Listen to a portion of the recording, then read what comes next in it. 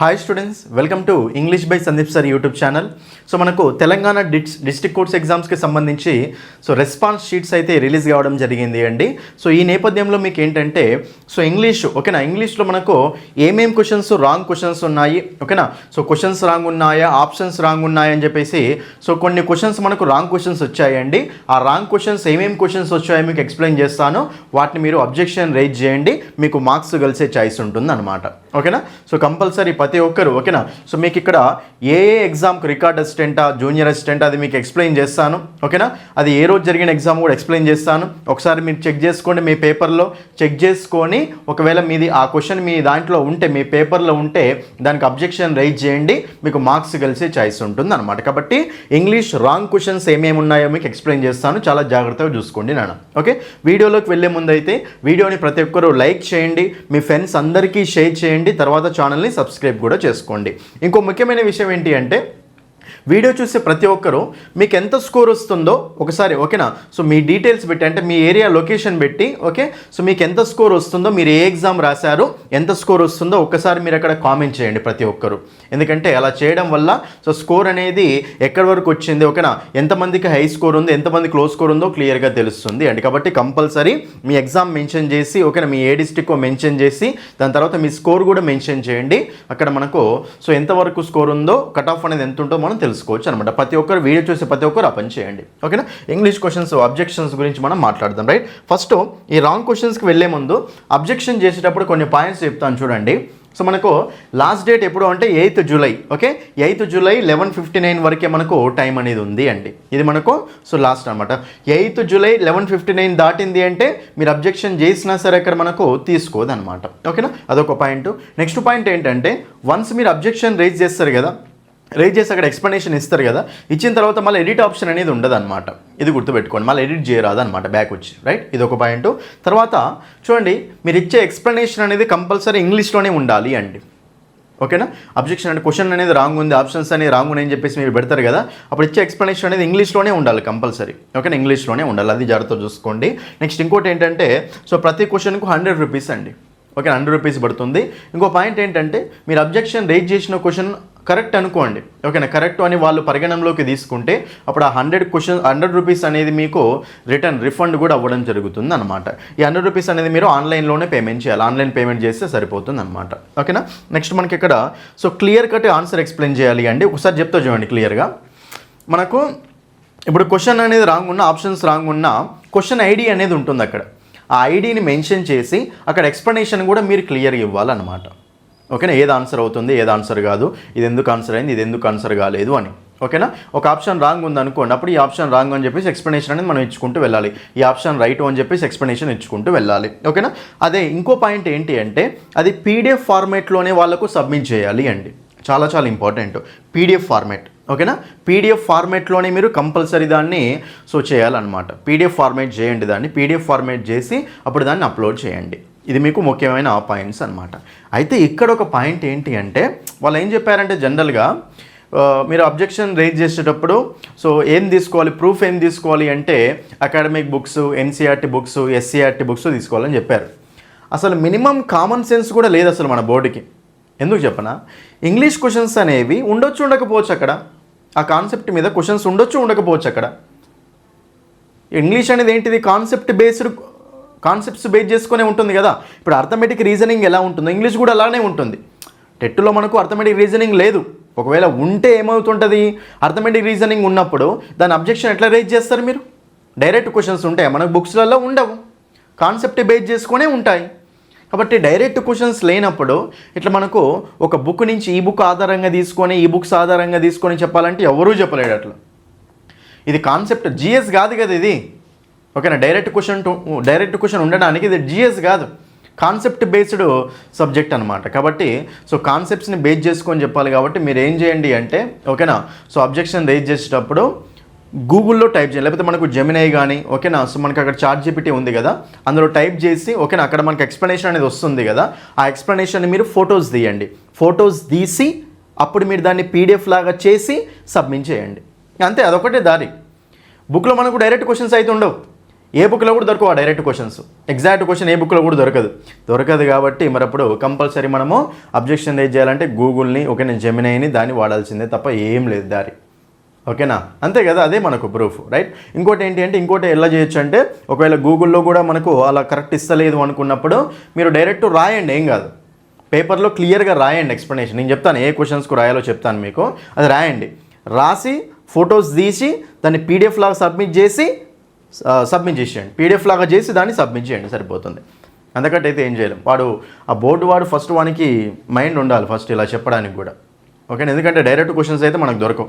ఓకేనా, కాబట్టి అది చూసుకోండి. Okay, right. ఎనివే క్వశ్చన్స్ అయితే చూద్దాం. చూడండి ఇక్కడ ఫస్ట్ రికార్డ్ అసిస్టెంట్ అండి.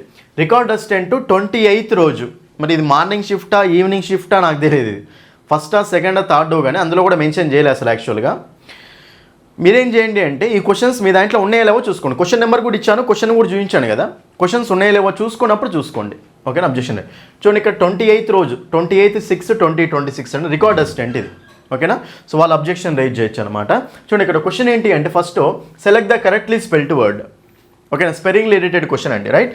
డయాగ్నసిస్ అనే వర్డ్ ఇచ్చాడు, డయాగ్నసిస్ అనే వర్డ్కి కరెక్ట్ స్పెల్లింగ్ అడిగాడు. ఇక్కడ డయాగ్నసిస్ అంటే కరెక్ట్ స్పెల్లింగ్ అక్కడ మనకు చూడండి ఇక్కడ వాడు ఆప్షన్స్ ఏమి ఇచ్చాడో చూడండి ఒకసారి. ఇక్కడ ఆప్షన్స్లో మనకి అక్కడ రైట్ ఆన్సర్ ఏమి ఇచ్చాడంటే థర్డ్ వన్ రైట్ ఇచ్చాడు అండి. డయాగ్నసిస్ అంటే మనకు ఏముండాలి ఇక్కడ మనకు డిఐఏ. ఓకేనా, డిఐఏ ఉండాలి, రైట్. కానీ ఇక్కడ వాడు ఏ ఆన్సర్ రైట్ ఇచ్చాడు అంటే డిఏఐ ఇచ్చాడు. ఓకేనా, డిఏఐ ఇచ్చాడు కాబట్టి ఇది మనకు రాంగ్, వాడు ఇచ్చిందే రాంగ్ అనమాట. కాబట్టి మనకు ఆన్సర్ ఏమొస్తుంది, ఆప్షన్ 2 అనేది మనకు ఆన్సర్ అవుతుంది. దీన్ని ఎట్లా అబ్జెక్షన్ చేయాలి అంటే ఈ క్వశ్చన్ డైరెక్ట్ మొత్తం టైప్ చేయండి ఫస్ట్ మీరు. ఓకేనా, so select the correctly spelled word అని డైరెక్ట్ టైప్ చేయండి. టైప్ చేస్తే మనకు అక్కడ ఈ ఆప్షన్స్తో టైప్ చేసి గూగుల్ పంపించండి. జెమినీ కానీ చాట్‌జీపీటీ కానీ ఉంది దానికి పంపించండి. అప్పుడు పంపిస్తే అది మనకి ఎక్స్ప్లెనేషన్ ఇస్తుంది. లేదు అంటే డైరెక్ట్గా స్పెల్లింగ్ ఆఫ్ డయాగ్నసిస్ అని కొట్టండి, డయాగ్నసిస్ స్పెల్లింగ్ వస్తుంది. ఆ ఫొటోస్ తీసి అక్కడ సబ్మిట్ చేయండి. ఎందుకంటే ఇది మార్క్ కలుస్తుంది, అందరికీ మార్క్ కలుస్తుంది అండి. ఎవరైతే దీని స్పెల్లింగ్ ఓకేనా కరెక్ట్ సెకండ్ ఆప్షన్ పెట్టారో, సెకండ్ ఆప్షన్ పెట్టిన వాళ్ళకు మార్కు కలిసిపోతుంది అనమాట. ఓకేనా, అది కాబట్టి జాగ్రత్తగా చూసుకోండి నాన్న. ఓకేనా, ఇదో క్వశ్చన్. నెక్స్ట్ ఇది ఎన్నో క్వశ్చన్ అంటే 84th క్వశ్చన్. 84th క్వశ్చన్ అండి. ఓకేనా, 84th question. Okay, next 89th question. 89th క్వశ్చన్లో ఒకసారి చూడండి ఇక్కడ. This is the house I used to dash. ఇది ఆ ఇల్లు నేను ఏ ఇంట్లోనైతే నివసించో వాడినో ఇది ఆ ఇల్లే అంటాడు. ఐ యూజ్డ్ టు అంటే పాత, ఓకేనా, గతంలో ఉండేవాడిని అని, పాస్ట్లో హ్యాబిట్ అనమాట, రైట్. ఐ యూజ్డ్ టు లీవా, లివింగా, లివినా, లీవుడా. 2 ఉంది కాబట్టి పక్కనే ఉండాలి మనకు V1 ఉండాలి. కాబట్టి ఇక్కడ మనకు లివింగ్ ఆన్సర్ కాదు, లీవుడ్ కూడా ఆన్సర్ కాదు. లీవ్ ఉంది, లీవ్ ఇన్ ఉంది. చూడండి ఇక్కడ ఇంట్లో హౌస్ అంటుండే కాబట్టి ఇంట్లోనే కదా నివసించేది. కాబట్టి ఏముండాలంటే ఎప్పుడైనా గుర్తుపెట్టుకోండి, this is the house I used to live in. ఏ ఇంట్లోనైతే నివసించేదో ఇది ఆ హౌసే అని. I used to live in ఉండాలి అక్కడ. కాబట్టి ఇక్కడ మనకు ఆప్షన్ 3 అనేది రైట్ అవుతుంది అండి. ఆప్షన్ 1 అనేది మనకు రాంగ్. ఓకేనా, ఆప్షన్ 3 పెట్టిన వాళ్ళకి మనకు మార్కు కలిసే చాయిస్ ఉంటుంది అనమాట. ఓకేనా, ఆప్షన్ 1 అయితే రాంగ్. ఓకేనా, ఆప్షన్ 3 కరెక్ట్ అవుతుంది అండి. దీన్ని డైరెక్ట్ మీరు జెమినీలో కానీ చాట్‌జీపీటీలో కానీ టైప్ చేయండి. టైప్ చేస్తే మీకు ఎక్స్ప్లెనేషన్ వస్తుంది. ఆ క్వశ్చన్ ఎక్స్ప్లెనేషన్ మొత్తాన్ని తీసుకొచ్చి అక్కడ పీడిఎఫ్ ఫార్మాట్ చేసి అది సబ్మిట్ చేయండి. ఒకసారి సబ్మిట్ చేసిన తర్వాత మళ్ళీ ఎడిట్ ఆప్షన్ ఉండదు మీకు. ఓకే, అది గుర్తుపెట్టుకోండి. ఓకే, ఇంగ్లీష్లోనే ఉండాలి మళ్ళీ మీరు సబ్మిట్ చేసేది. ఇదో క్వశ్చన్ 89th క్వశ్చన్ 84, 89 అండి. ఓకేనా, నెక్స్ట్ ఇందులోనే రికార్డ్ అసిస్టెంట్ ఇదే పేపర్లో. ఓకే, ఈ మీకు దొరికాయి కదా ఈ 2 క్వశ్చన్స్ ఇదే పేపర్లో. ఇంకో క్వశ్చన్ ఏంటంటే 92 question 92. Sorry I am late. Sorry నేను లేట్ అయ్యాను. My car dash petrol. Ran out, run out, ran out on, ran off. చూడండి ఇక్కడ చాలా ఇంపార్టెంట్ అండి. First run, ran, run. ఇక మనకు V1 వాడాలి అనుకుంటే ఒకవేళ మీరు మై కార్ అంటే సింగులర్ కాబట్టి రన్స్ వస్తుంది కాబట్టి రన్ అనే ఆప్షన్ మనకు రాంగ్. కాబట్టి రన్ అవుట్ అనేది రాంగ్ తీసేయండి. తర్వాత ర్యాన్ ఆఫ్ ఉంది, ర్యాన్ అవుట్ ఉంది, ర్యాన్ అవుట్ ఆన్ ఉంది. చూడండి ఇక్కడ కారు పెట్రోల్. ఇప్పుడు లేట్ అయింది ఎందుకు, కార్లో పెట్రోల్ అయిపోయినందుకే కదా. సో అయిపోవడం, ఓకేనా, కంప్లీట్ అయిపోవడం, ఏం లేకుండా సప్లై అనేది మొత్తం అయిపోవడం అంటే మనకు ఆ ఫ్రేజల్ వర్బ్ ఏముంటుంది అంటే చూడండి ఇక్కడ జాగ్రత్తగా రన్ అవుట్ ఆఫ్ ఏముంటుంది చెప్పండి. మనకు అక్కడ రన్ అవుట్ ఆఫ్ అనే ఫ్రేజల్ వర్బ్ ఉంటుంది అండి. ఓకేనా, కాబట్టి ఇక్కడ మనకు సో ఇక్కడ అసలు ఆ ఫ్రేజల్ వర్బ్ ఇవ్వలేదు కాబట్టి ఆల్ ఆప్షన్స్ ఆర్ ఇన్కరెక్ట్. ఏం పెట్టవచ్చు మనం ఇక్కడ, ఆల్ ఆప్షన్స్ ఆర్ ఇన్కరెక్ట్ అని పెట్టవచ్చు అనమాట. ఆల్ ఆప్షన్స్ ఆర్ ఇన్కరెక్ట్, అన్ని ఇన్కరెక్ట్ ఆప్షన్సే, రైట్ ఆప్షన్ లేదు, అసలు కరెక్ట్ ఆప్షన్ లేదనమాట అక్కడ. But all options are incorrect. అన్ని ఆప్షన్స్ ఇన్కరెక్టే కాబట్టి మీరు ఎక్కడ జాగ్రత్తగా చూసుకోండి నాన్న. ఓకేనా, అదో క్వశ్చన్ మనకు మిస్టేక్ ఉన్న క్వశ్చన్ అనమాట. రైట్, ఇది ఒకటి. అన్ని ఆప్షన్స్ ఇన్కరెక్టే ఉన్నాయని పెట్టేసేయండి. ఇది కూడా సేమ్ గూగుల్లో టైప్ చేయండి, మనకు వస్తుంది, ఆన్సర్ వస్తుంది. పీడిఎఫ్ ఫార్మాట్లో సబ్మిట్ చేసేయండి. నెక్స్ట్ ఇది ఎగ్జామినర్ 24/6/2026 ఎగ్జామినర్ అనమాట పేపర్. చూడండి ఇక్కడ 91 క్వశ్చన్, ఎగ్జామినర్లో 91 question. Don't worry, I will stand dash you if you get into trouble. Worry అవ్వకు, సో నేను నీకోసం నిలబడతాను. ఓకే, నువ్వు ఏదైనా ప్రాబ్లం వస్తే నీకు తోడుంటాను, నీకోసం నిలబడతాను అని. ఇప్పుడు ఇక్కడ చూడండి, I will stand for you అనమండి, I will stand by you అంటాం. I will stand by you if you get into trouble. ఓకేనా, నీకు ఏదైనా ప్రాబ్లం వచ్చినప్పుడు మనం ఇక్కడ ఫ్రేజల్ వర్బ్ మోడల్ అనమాట.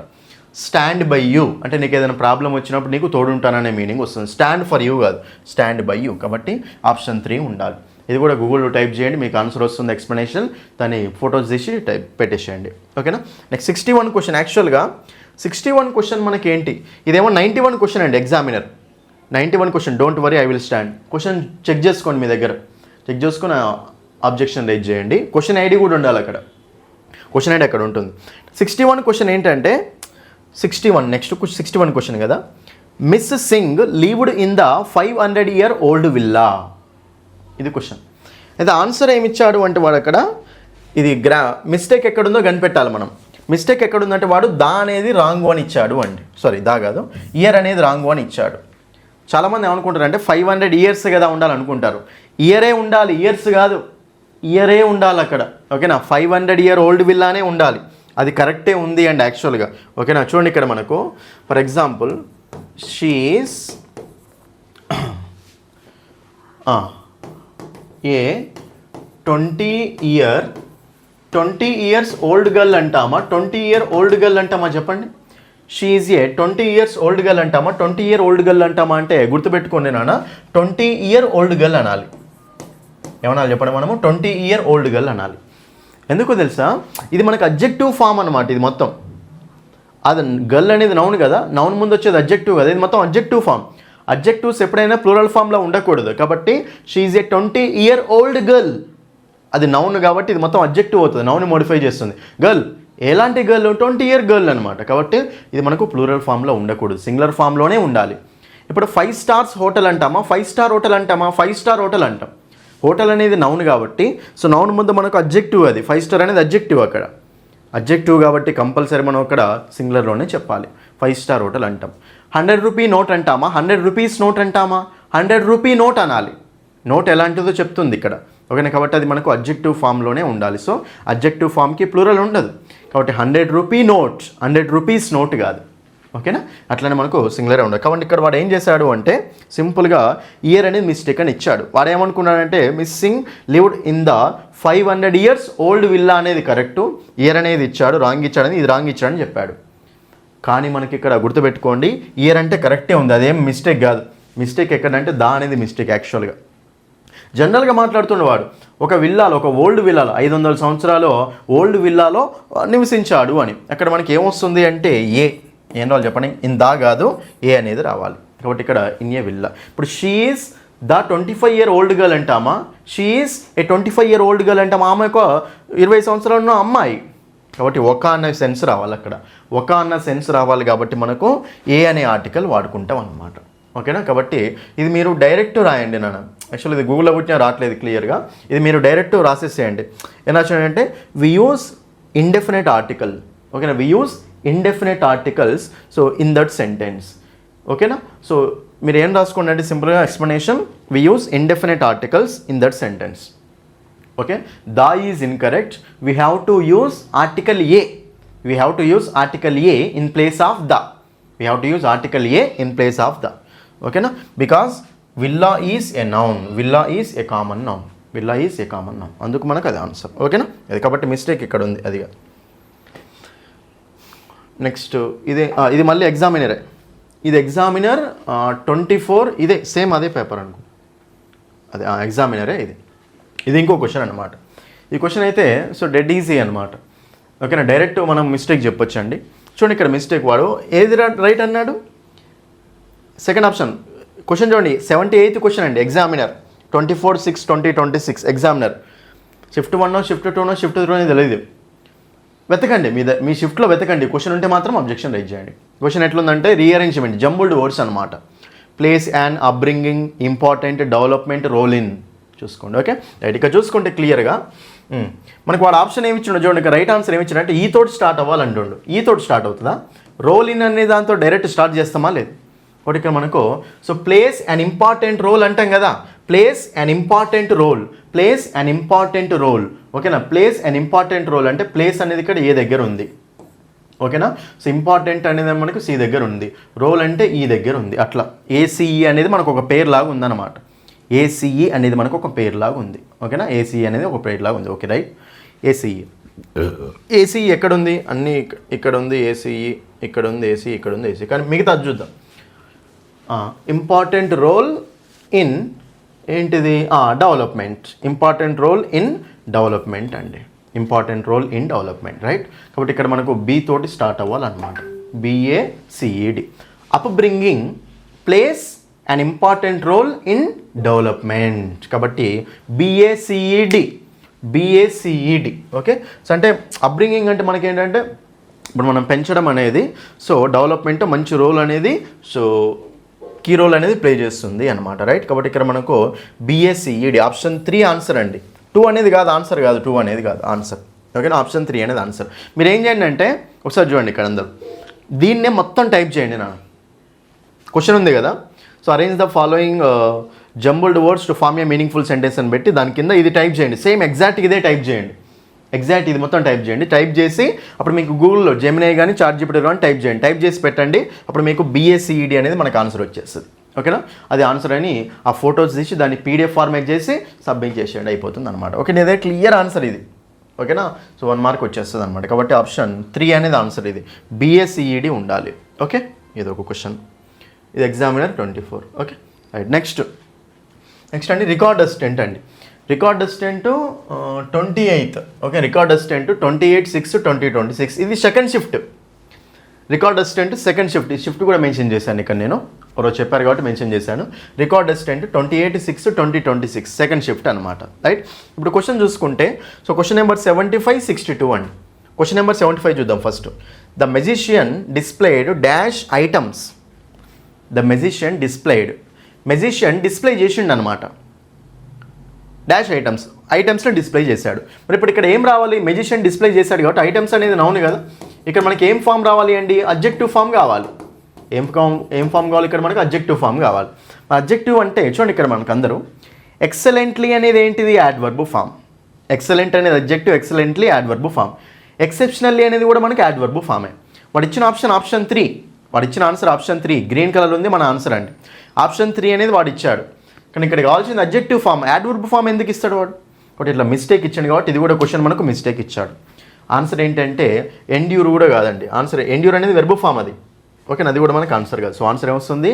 ఎగ్జెంప్లరీ అనేది మనకు ఆన్సర్ అవుతుంది అండి. ఎందుకంటే ఎగ్జెంప్లరీ అంటే మనకు ఏంటంటే అడ్మైరబుల్ గూడ్స్ అనమాట. అడ్మైరబుల్ ఐటమ్స్ అంటూ ఉంటాం. అంటే మంచి అవుట్ స్టాండింగ్ ఐటమ్స్ అనమాట. మంచి ఐటమ్స్ని డిస్ప్లే చేశాడు అని. కాబట్టి ఇక్కడ మనకు అడ్జెక్టివ్ ఫామ్ కావాలి. ఇది మనకు అడ్జెక్టివ్ ఫామ్. సో ఆప్షన్ 1 అనేది మనకు ఆన్సర్ అవుతుంది అనమాట. ఆప్షన్ 1 అనేది ఆన్సర్ అవుతుంది. సో మీరు ఇక్కడ దీన్ని డైరెక్ట్ గూగుల్లో టైప్ చేయండి. గూగుల్లో టైప్ చేసి తీసుకోండి, డైరెక్ట్ ఆన్సర్ వచ్చేస్తుంది. సో దాన్ని ఫొటోస్ తీసి సబ్మిట్ చేసేయండి. ఓకేనా? ఇది క్వశ్చన్. నెక్స్ట్ 62. యాక్చువల్గా ఈ క్వశ్చన్కి అసలు అన్ని ఆప్షన్స్ రాంగే ఉన్నాయి. 62 క్వశ్చన్ అండి. ఓకేనా? చూడండి ఇక్కడ he dash for more than an hour. చూడండి ఇక్కడ మీరు he dash for more than an hour. ఇక్కడ for more than an hour అంటే సో గంటకి ఎక్కువగా, ఓకేనా, గంటకి ఎక్కువ గంటతో మాట్లాడుతూనే ఉన్నాడు అని. ఇక్కడ సిన్స్ కానీ ఫర్ కానీ ఇక్కడ మనకు పీరియడ్ ఆఫ్ టైం గురించి ఉందా లేదా? ఇప్పుడు సిన్స్ కానీ ఫర్ కానీ point of time, period of time కోసం వాడినప్పుడు మనం ఎందులో వాడతామండి? సో పర్ఫెక్ట్ కంటిన్యూస్ టెన్సెస్ దగ్గర ఉండాలన్నమాట మనము. ఓకేనా? కాబట్టి ఇక్కడ మనకు ఇది ప్రెజెంట్ కంటిన్యూస్, ఇది సింపుల్ ప్రెజెంట్, సింపుల్ పాస్ట్, ఇది మనకు ప్రెజెంట్ పర్ఫెక్ట్ అనమాట. హీకి ఎట్లాగో హ్యావ్ రాదు, ఇది మనకు ఆన్సర్ కానే కాదు. హీ స్పీకింగ్, హీ స్పీక్స్ అనేది ఉండనే ఉండదు కాబట్టి ఇది కూడా మనకు ఆన్సర్ కాదు. హీ స్పీకింగ్ ఉంది, హీ స్పోక్ ఉంది. హీ స్పీకింగ్ ఎప్పుడు వాడాలి? ప్రెజెంట్ కంటిన్యూస్లో వాడాలి. హీ స్పీకింగ్ అనేది ప్రెజెంట్ కంటిన్యూస్లో వాడాలి కాబట్టి ఇది కూడా మనకు రాంగే. స్పోక్ అంటే సింపుల్ పాస్ట్లో వాడతాం, ఇది కూడా మనకు రాంగే. అన్ని రాంగే ఉన్నాయండి. So all options are incorrect. గూగుల్లో ఇవ్వకపోయినా సరే మీరు ఎక్స్ప్లెనేషన్ రాసి పెట్టండి, ఓకేనా. సో వెన్ వీ యూస్ ఏమని రాయండి అంటే, when we use since and for with point of time or period of time, we have to use present perfect continuous tense or present perfect tense. ఈ రెండు ఉండాలన్నమాట, ఓకేనా. ఇక్కడ మనకు ఆన్సర్ ఏముండాలంటే he has been speaking for more than an hour ఉండొచ్చు, లేకపోతే he has spoken for more than an hour. Has been speaking ఉన్నా హ్యాస్ స్పోకెన్ ఉన్నా మనకు రెండు కరెక్టే అవుతాయి. కాబట్టి ఇవి అయితే మనకు 4 ఆప్షన్స్ రాంగ్ ఉన్నాయండి, ఓకే. కాబట్టి ఇక్కడ మీరు ఏమన్నట్టు ఆల్ ఆప్షన్స్ ఆర్ ఇన్కరెక్ట్ అని పెట్టండి, ఓకేనా. నెక్స్ట్ ఇదేంటిది, రికార్డ్ అసిస్టెంట్ సెకండ్ షిఫ్ట్ 28/6/2026 అదో పేపర్. ఇంకో పేపర్ కూడా ఉంది ఇక్కడ, ఇదే సేమ్ ఇదే 75 క్వశ్చన్ 62 క్వశ్చన్ రికార్డ్ అసిస్టెంట్, ఇది కూడా సెకండ్ షిఫ్ట్. ఇంకో క్వశ్చన్ చూడండి ఇక్కడ మనకు 100 క్వశ్చన్ నెంబర్ 100. ఇది మనకు democracy means an invitation by the people of that country. చూడగానే మనకు మిస్టేక్ చెప్పొచ్చు అండి.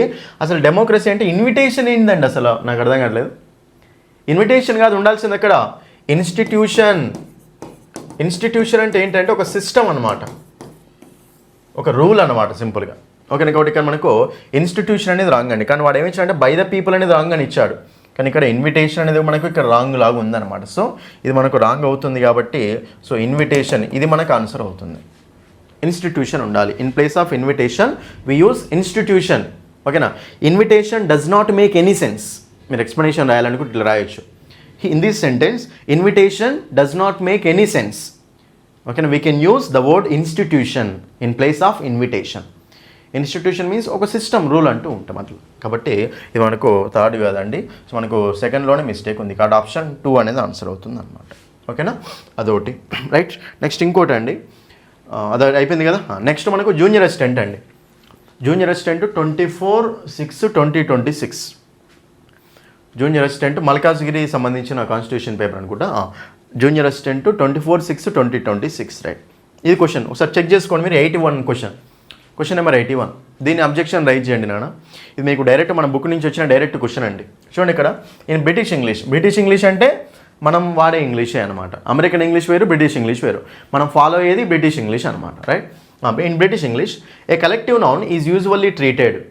బ్రిటిష్ ఇంగ్లీష్లో కలెక్టివ్ నౌన్ ఎలా ట్రీట్ చేస్తాను చెప్పండి మీరు. కలెక్టివ్ నౌన్ని చూడండి, జనరల్గా ఒక కలెక్టివ్ నౌన్ అనేది మనకి ఏమవుతుంది అంటే సింగులర్ అవుద్ది. కమిటీ, జ్యూరీ, క్రే, బంచ్ ఇవన్నీ మనకి ఏంటండి సింగులర్స్. అవి collective noun is always considered A singular. ఎప్పుడైతే మనం కలెక్టివ్ నౌన్ని విడదీస్తామో విడిపోతారో అప్పుడు మనకు అది ప్లూరల్ లాగా యాక్ట్ చేస్తుంది. కానీ జనరల్గా అయితే కలెక్టివ్ నౌన్ అనేది మనకు సింగులరే కదా, కాబట్టి మనకు ఆప్షన్ 1 అనేది మనకు ఆన్సర్ అవుతుంది అనమాట. సో ప్లూరల్ అని ఇచ్చాడు వాడు ఇక్కడ. రైట్ ఆన్సర్ ఏది అంటే ప్లూరల్ అని ఇచ్చాడు. ఇది మనకు రాంగ్. సో ఆన్సర్ ఏమొస్తుంది, అడ్జెక్టివ్ కాదు, యాడ్వర్బ్ కాదు. నౌన్ అన్నాడు కదా, అడ్జెక్టివ్ యాడ్వర్బ్ కాదు. సింగులరా ప్లూరల్ అని క్వశ్చన్ అన్నప్పుడు సో కలెక్టివ్ నౌన్ ఎప్పుడైనా సరే ఏంటిది సింగులర్ అనమాట. ఇది కూడా మీరు డైరెక్ట్ గూగుల్లో కొట్టండి, గూగుల్లో కానీ జెమినీలో కానీ చాట్ జీపీటీలో కానీ కొట్టండి ఈ క్వశ్చన్ని డైరెక్ట్గా ఆప్షన్స్ తోటి. అది మీకు ఎక్స్ప్లెనేషన్ ఇస్తుంది. ఆ ఎక్స్ప్లెనేషన్ వీడియో ఫోటోస్ తీసేసి డైరెక్ట్గా సో పీడిఎఫ్ ఫార్మేట్లో సబ్మిట్ చేయండి. పీడిఎఫ్ ఫార్మేట్ కూడా 1 MB కంటే ఎక్కువ ఉండొద్దు అండి, 1 MB లోపలే ఉండేలాగా చూసుకోండి, ఓకేనా. ఇది మనకు కంపల్సరీ సింగిల్. ఇవన్నిటికీ మార్క్స్ మాత్రం 100% కలుస్తాయి. అంటే వాడు సబ్మిట్ చేసింది మీరు సబ్మిట్ చేసింది తీసుకోవాలి, కానీ కంపల్సరీ మార్క్స్ అయితే కలుస్తాయి అండి, కంపల్సరీ మార్క్స్ అయితే కలుస్తాయి, ఓకేనా. సో కంపల్సరీ ఈ క్వశ్చన్స్ అయితే మీరు ఇక్కడ చూపించిన కదా ప్రూఫ్స్ కూడా మీకు సింపుల్ క్వశ్చన్స్ ఇవన్నీ, ఓకేనా. స్పెల్లింగ్ మీద కూడా క్వశ్చన్ రాంగ్ ఇచ్చాడంటే ఏంటండి అసలు. కలెక్టివ్ నౌన్ అనేది ఎంత కామన్ సెన్స్ క్వశ్చన్ ఇది. సింగులర్ అది డైరెక్ట్ చెప్పొచ్చు మనం, కానీ వాడు ప్లూరల్ అని ఇచ్చాడు. ఓకే, మీరు అబ్జెక్షన్ రైజ్ చేయండి. సో గూగుల్ దగ్గర ఫొటోస్ తీసుకొని అక్కడ పంపేయండి. కొన్నిటికి ఎక్స్ప్లెనేషన్ మీరు రాయండి, పర్లేదు. ఓకే, రాసైనా పెట్టండి, పర్లేదు. ఓకే, మీ చేతుడు కూడా రాయండి అంత కాకపోతే. ఓకే, సో కాబట్టి this is incorrect option, we have to use this word అని చెప్పేసి మీరు క్లియర్గా రాసేయండి. ఎక్స్ప్లెనేషన్ మాత్రం ఇంగ్లీష్లోనే రాయండి, రాసి పెట్టండి. ఇక్కడ వాళ్ళు ట్రీట్ చేసుకుంటారు అండి ఇవి, ఓకేనా. ఇవైతే మీకు అబ్జెక్షన్ రైజ్ చేయాల్సిన క్వశ్చన్స్ అనమాట. అర్థమైంది కదా. సో మీరు ఇది మాత్రం 8th జూలై అంటే ఈరోజే అన్ని సబ్మిట్ చేసి పడేసేయండి. ఓకే, ఈరోజు అన్ని సబ్మిట్ చేసి పడేసేయండి అయినా, అప్పుడు మీకు క్లియర్గా అర్థమవుతుంది. ఇంకోటి ఏంటంటే మీ పేపర్లో చూడండి, మీ పేపర్లలో ఇంకేమైనా మిస్టేక్స్ ఉన్నాయో తెలుసుకోవాలి అనుకుంటే, ఇప్పటివరకు అయితే ఆ మిస్టేక్స్ అయితే చూసినాం. ఇంకా మిస్టేక్స్ ఏమైనా తెలుసుకోవాలి అనుకుంటే, మీకు క్వశ్చన్స్ ఏమైనా డౌట్స్ ఉన్నా కానీ ఈ నెంబర్కి వాట్సాప్ చేయండి. 9985317597. ఈ వాట్సాప్ నెంబర్కి మీరు ఫుల్ పేపర్ అయినా పెట్టండి, ఓకేనా. లేదంటే మీకు అక్కడ క్వశ్చన్స్ డౌట్స్ ఉన్న క్వశ్చన్స్ అయినా పెట్టండి. ఫుల్ పేపర్ పెడితే మేము ఏంటంటే ఎక్స్ప్లెనేషన్ కూడా చేస్తాం మీకు తర్వాతకి. మళ్ళీ కోర్ట్ ఎగ్జామ్స్ పడతాయి కదా, అప్పుడు ప్రీవియస్ క్వశ్చన్స్ అని చెప్పేసి మీకు ఎక్స్ప్లెనేషన్ అన్ని క్వశ్చన్స్కి క్లియర్గా ఎక్స్ప్లెనేషన్ కూడా చేస్తాం అనమాట. ఓకేనా, దాన్ని దృష్టిలో పెట్టుకొని చెప్తున్నామండి. కాబట్టి ఎవరైతే ఓకేనా సో మిస్టేక్స్ ఉన్నాయి అనుకుంటున్నారో మీ పేపర్ మొత్తాన్ని మాకు సెండ్ చేయండి, మేము ఇక్కడ మిస్టేక్ చూసి చెప్తాం అనమాట. ఈ నెంబర్ సెండ్ చేయండి. ఇది నన్ను ఇవైతే మీకు ఇంగ్లీష్లో ఉన్న అబ్జెక్షన్ రేజ్ చేయాల్సినవి పాయింట్స్ అయితే గుర్తున్నాయి కదా మీకు అందరికీ. ఎక్స్ప్లెనేషన్ క్లియర్గా ఉండాలి. ఓకేనా, 100 రూపీస్ పడుతుంది క్వశ్చన్కి. ఓకే, ఇదండి రైట్. ఏమన్నా క్వశ్చన్స్ ఉంటే నాకు పంపండి, నేను చూసుకుంటాను. ఓకేనా, థ్యాంక్ యూ. వీడియోని మాత్రం లైక్ చేసి మీ ఫ్రెండ్స్ అన్ని గ్రూప్స్లో షేర్ చేయండి. కామెంట్స్లో మాత్రం కంపల్సరీ మీ స్కోర్ కామెంట్ చేయండి అందరూ. ఓకేనా, మీ డిస్ట్రిక్ట్ కామెంట్ చేసి మీ స్కోర్ కంపల్సరీ కామెంట్ చేసి ఆ ఎగ్జామ్ కూడా కామెంట్ చేయండి, సరిపోతుంది. Thank you. That's all for this video. Thank you.